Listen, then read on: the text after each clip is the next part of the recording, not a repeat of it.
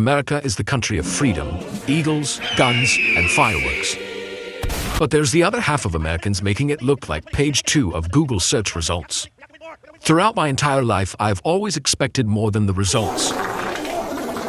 However, when going to America, my expectation was already horseshit. So, we've got to get ready. But the thing that I use the most time preparing is reading things. Boring. I read a manga instead, and I asked what everyone else uses for the school exams.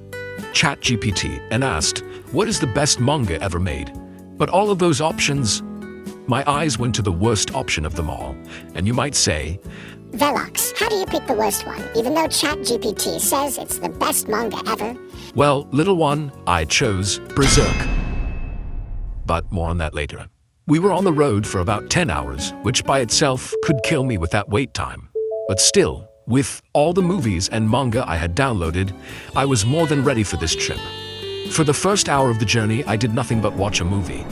Ironically, I downloaded Ghost Stories dubbed, and it was very out of the ordinary, let's say.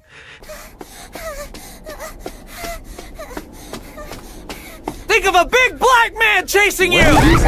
However, after about an hour, I got bored because the storyline was boring, so I looked into manga in the next 2 hours. And let me tell you, as soon as I opened to the fucking first panel, I saw the main character giving backshots to a demon. Bro, you cannot make this shit up. It's so traumatic. For the first 10 minutes, I had to regain my senses before continuing. So, this is what the story of Berserk sums up for the first 20 to 30 books. Spoiler alert, if you want to skip ahead, go to this time on the screen. So the main character goes through battles with his big-ass sword, which many people don't even call it a sword, but more of a slab, and goes to kill demons, as he is cursed with the brand. But some chapters later, this dude gets caught up with the band of the Hawk and stays there for years before he starts to become like the average Gen Alpha kid, thinking he's the one and the lone wolf, and goes on his journey. This fucker Griffith, who is a very important guy, starts to crash out, and with him having a crisis, the band of the Hawk collapses. And when Guts looked like a dickhead, he went back again after an old bitch told him that, oh god, you left your hoe behind ya. Later, Griffith gets an egg-looking thing, and somehow that makes him eligible to become a god hand. Fuck no why. Which is essentially someone who can enter creative mode in Minecraft and yada yada yada, some disturbing shit, and a girl getting raided again, yada yada yada, another girl showing their melons, and now he has no arms, a small minor sidekick, a naked Tinkerbell, and a bitch whose Guts didn't know that he had feelings for until like the last moment. Yeah, that's like 20 to 30 books summarized under 2 minutes. But a day later, we went to several places, and one of the first places we visited was the White House. And for the most part, it was great to see the White House personally. It couldn't have been better. But the crowd was shit as fuck. Like, half of the people were taking pictures and talking about Trump and politics, which I completely get. It's the White House, the place of tariffs.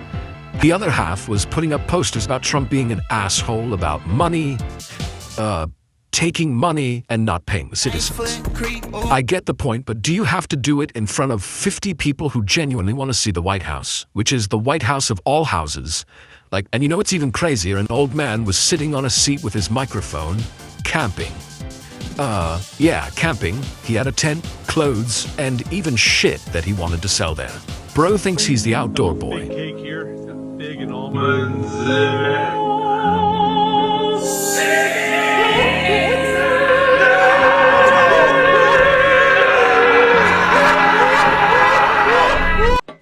After that, we visited other places, including the National Museum, Central Park, and the 9/11 Memorial. I want to be real. A lot of the places were terrible, but some were pretty decent. Like Central Park, it's very peaceful for once, and at least nobody is doing random shit there. Everyone was having a great time, not going to lie. And I took a nice stroll around there, smelling the kind of oil smell from the fuck knows where. But it wasn't that bad. But when it was my last days in the USA, things went downhill. First, we went to the most famous place, Times Square. And with friends who already went there, I knew this place was shitted on, and I wasn't disappointed.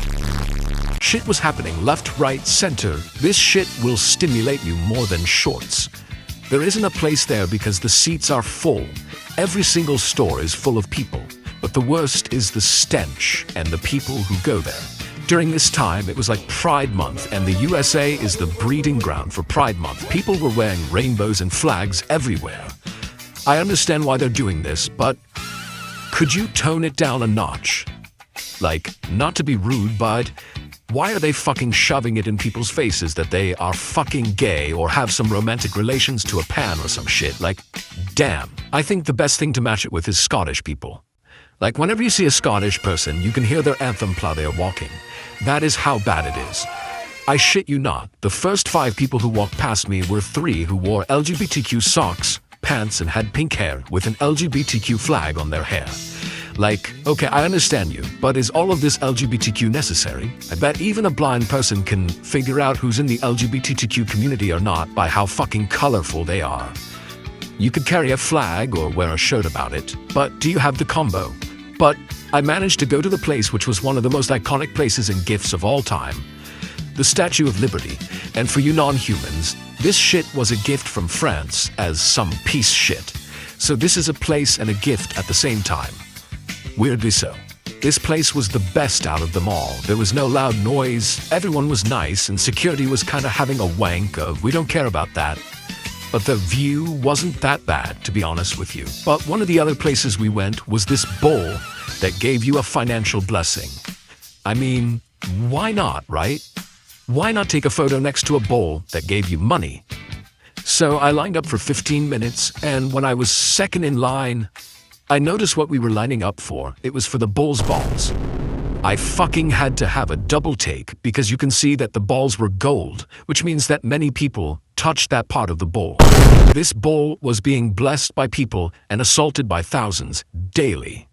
I respect that. And after all that shit, I managed to take a picture of this beautiful shot. Goddamn, that shot is good. It makes me want to sing that one song that this kid used to sing when the sun is setting. And that dude hit that.